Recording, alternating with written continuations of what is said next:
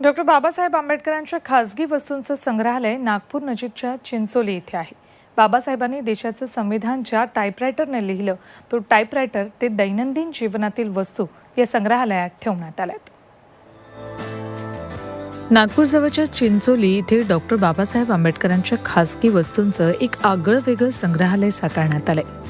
बाबासाहेबांच्या निधनानंतर त्यांचे खासगी सचिव नानकचंद रत्तू यांनी सांभाळून ठेवलेल्या वस्तूंचा इथे संग्रह आहे.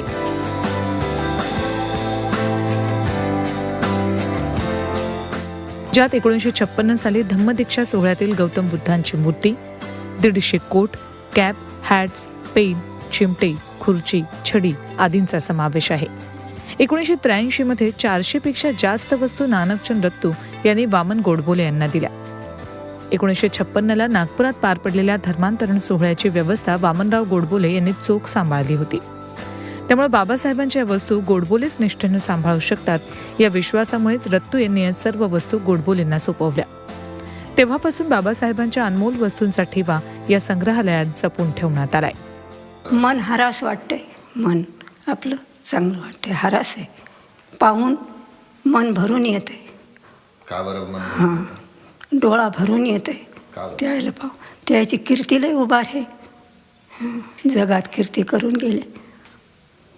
दुनियासाठी, जीवासाठी नाही पण दुनियासाठी लय कष्ट केले त्याने. जे आजचे जे वस्तू आहे बाबासाहेबांच्या संग्रहित ते खरोखरच खूप छान आहे आणि मनाला असं एक म्हणजे त्या काळात घेऊन जातात आपल्याला की बाबासाहेबांनी म्हणजे किती त्या काळात म्हणजे एवढी अशी परिस्थिती असताना सुद्धा एवढं टाय असेल, त्यांचं म्हणजे भरपूर कोट असतील, त्यांचे बॅरिस्टर कोट असेल, या सर्व वस्तू म्हणजे खूपच छान आहेत आणि मनाला असं एक त्या काळात घेऊन जातो माणसाला. प्रत्येक वस्तूचा एक कालावधी असतो. त्या कालावधीनंतर वस्तू नष्ट व्हायला लागते. हीच वेळ या संग्रहालयातल्या वस्तूंवर देखील आली आहे. त्यामुळे या वस्तूंवर आता रासायनिक प्रक्रिया करून त्यांचं जतन करण्यात येत आहे.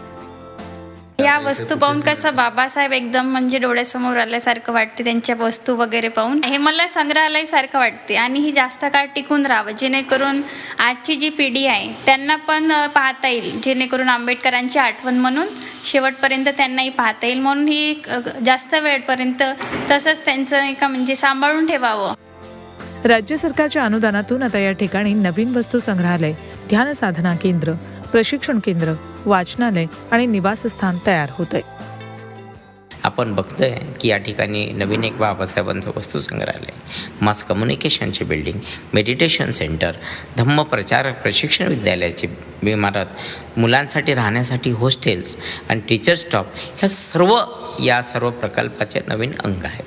आणि मुख्य या प्रकल्पातील प्रमुख काम धम्म प्रचारक प्रशिक्षण विद्यालय.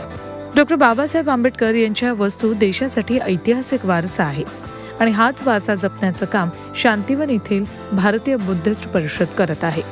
तसंच या माध्यमातून बाबासाहेबांच्या आयुष्यातील संदर्भही समजणं इथे येणाऱ्या प्रत्येकाला शक्य होतंय.